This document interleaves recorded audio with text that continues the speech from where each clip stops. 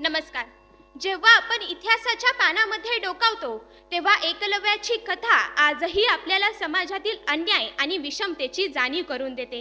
एका गरीब शिकाऱ्याच्या मुलाला त्याच्या जातीमुळे गुरु द्रोणाचार्य शिक्षण नाकारतात, पण तो मुलगा हार न मानता स्वतः गुरु द्रोणाचार्यांची मूर्ती बनवतो आणि त्या मूर्तीसमोर सराव करून उत्तम धनुर्धर सुद्धा बनतो. पण जेव्हा हे त्याचं कर्तृत्व गुरु द्रोणाचार्यांना कळतं तेव्हा ते गुरुदक्षिणा म्हणून त्याच्याकडून त्याचा अंगठाच मागून घेतात. का? कारण अर्जुनापेक्षा चांगला धनुर्धर कोणी बनायलाच नको. म्हणूनच हा क्षण फक्त एकलव्याचे बलिदान नाही, तर समाजातील विषमतेची आणि अन्यायाची मोठी जखम आहे, जी आजही ताजी आहे आणि हाच विषय घेऊन व्यासपीठावर उभी आहे. नमस्कार, मी कुमारी अक्षदा बोडके विषय मांडते. एकलव्याच्या कापलेल्या अंगठ्याची जखम ताजी आहे. आजच्या सामाजिक परिस्थितीत एकलव्याची कथा ही आपल्या सभोवतालच्या चालीरीती, घटना आणि इथल्या व्यवस्थेशी अगदी जोडलेली आहे. म्हणजेच एकलव्याच्या कापलेल्या अंगठ्याची जखम ही असमानता, भेदभाव आणि अन्याय याचा जणू आरसाच आहे. जेव्हा आपण आजच्या राजकीय परिस्थितीचा विचार करतो तेव्हा राजकारणामध्ये सत्ताधारी गट किंवा राजकीय घराणेशाहीचा प्रभाव असल्यामुळे ज्याप्रमाणे द्रोणाचार्यांनी अर्जुनाला विशेष मान दिला आणि एकलव्याचा त्याग केला, त्याचप्रमाणे आज राजकारणामध्ये नवीन उमेदवार, प्रामाणिक नेते किंवा संघर्षातून आलेल्या लोकांना त्यांच्या कौशल्यावर आधारित संधी ह्या फार कमी दिल्या जातात. तर दुसरीकडे जो शरदचंद्रजी पवार साहेबांनी त्यांचा पक्ष उभा केला, जे त्यांचं अस्तित्व होतं, ते त्यांच्या जवळच्या व्यक्तींनीच त्यांचा पक्ष मागितला, अर्थात त्यांचा अंगठाच मागून घेतला आणि ही जखम आज ताजी आहे. याचप्रमाणे आरक्षण प्रणालीने अनेक वंचित गटांना शिक्षणाच्या आणि नोकरीच्या संधी मिळवून दिल्या, पण आज सुद्धा ही प्रणाली अनेकदा टीकेचा विषय बनून जाते.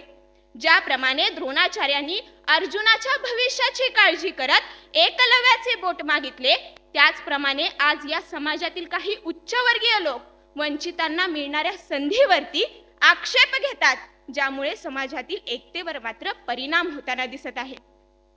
एकीकडे पूजा खेडकरने दिव्यांग असल्याचे खोटे प्रमाणपत्र दाखवून पद मिळवले, तर दुसरीकडे पुण्यामध्ये MPSC उत्तीर्ण होऊन सुद्धा नोकरी देत नाहीत म्हणून एका तरुण मुलाने आत्महत्या केली.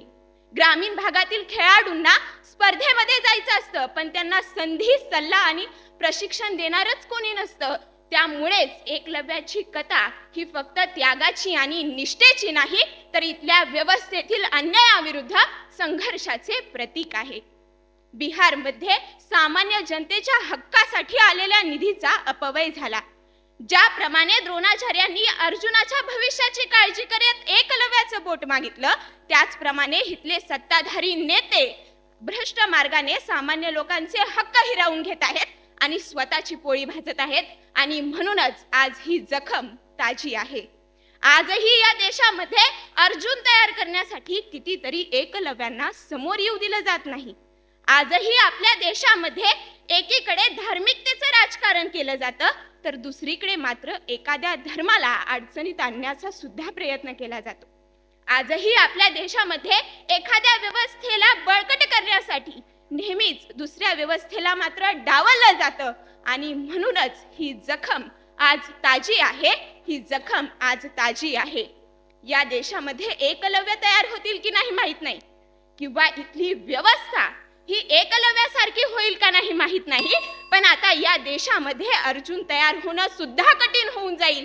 त्यामुळे गरज आहे या जखमेवरती फुंकर घालण्याची, आणि त्यासाठी फक्त कायदे करून चालणार नाहीत, तर तुम्हा आम्हाला परिवर्तन घडवावं लागेल, तरच ही जखम भरून निघेल आणि तो संघर्ष फक्त इतिहासाचा अध्याय न राहता या समाजातील नवीन पायाभूत तत्व बनेल, एवढीच आशा व्यक्त करते आणि थांबते. धन्यवाद. जय हिंद, जय भारत.